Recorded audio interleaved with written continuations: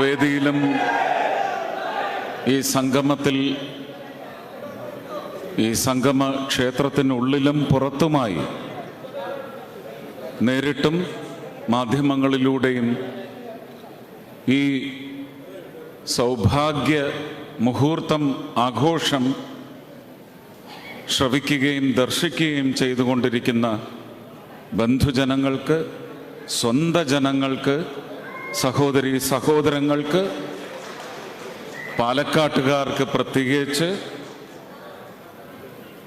ഈ വേദിയിൽ ഉപവിഷ്ടരായിരിക്കുന്ന എൻ്റെ സഹോദരങ്ങളായ സഹപ്രവർത്തകർക്ക്, മൺമറഞ്ഞു പോയതായ ഈ പ്രസ്ഥാനത്തിൻ്റെ എക്കാലത്തെയും വറ്റാത്ത കണ്ണീർ രക്തസാക്ഷികളെ, കേരളത്തിലെ മുഴുവൻ രക്തസാക്ഷികളെയും സാക്ഷി നിർത്തി അവരെ മനസ്സിലോർത്തുകൊണ്ട് പുഷ്പങ്ങൾ അർപ്പിച്ചുകൊണ്ട് എല്ലാവർക്കും എൻ്റെ സ്നേഹ നമസ്കാരം.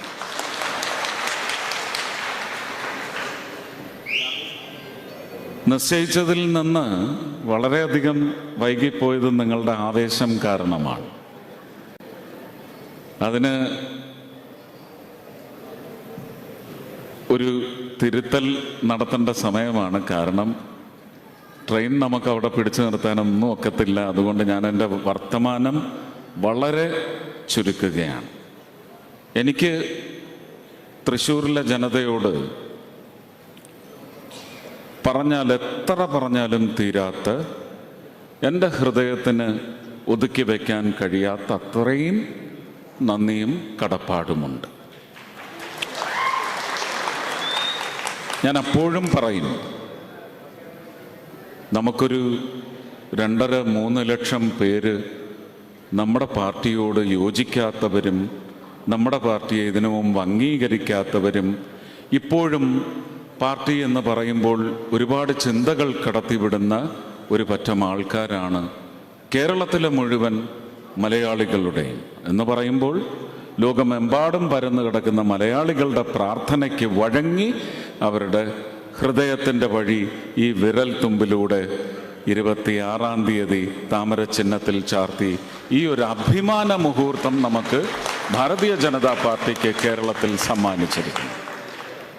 അതിന് ആരോടൊക്കെ നന്ദി പറയണം എന്നെനിക്കിപ്പോഴും നിശ്ചയമില്ല. ലോകത്തോട് മുഴുവൻ പറയണം.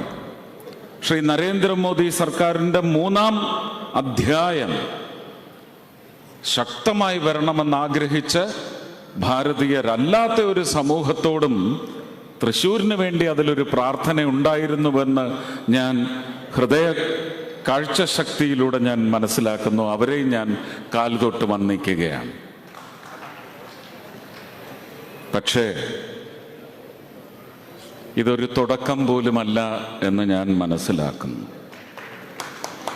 ഇതൊരു വലിയ തുടക്കത്തിനുള്ള ചിന്തയുടെ തിരുനാളം തെളിയിച്ചിരിക്കുന്നത് മാത്രമാണ് തൃശ്ശൂരിൽ സംഭവിച്ചിരിക്കുന്നത്.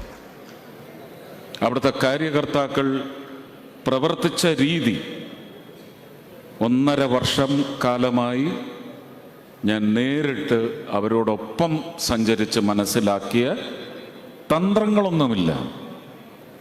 എന്നാൽ മുൻകാലങ്ങളിലെ പ്രവർത്തന രീതിയിൽ നിന്ന് ഒരുപാട് മാറിയുള്ള പ്രവർത്തന ശൈലി എന്ന് പറയുന്നത് ആവിഷ്കരിച്ചപ്പോൾ അത് കൃത്യമായി മനസ്സിലാക്കാനും ആ പുതു ആവിഷ്കാര രീതിയിൽ അവർക്ക് ജനങ്ങളുടെ ഹൃദയത്തിലേക്ക് കടന്നു ചെല്ലാൻ സാധിച്ചത് ഈ വിജയത്തിൻ്റെ വലിയൊരു പങ്ക് വഹിച്ച പ്രവർത്തനമാണ്.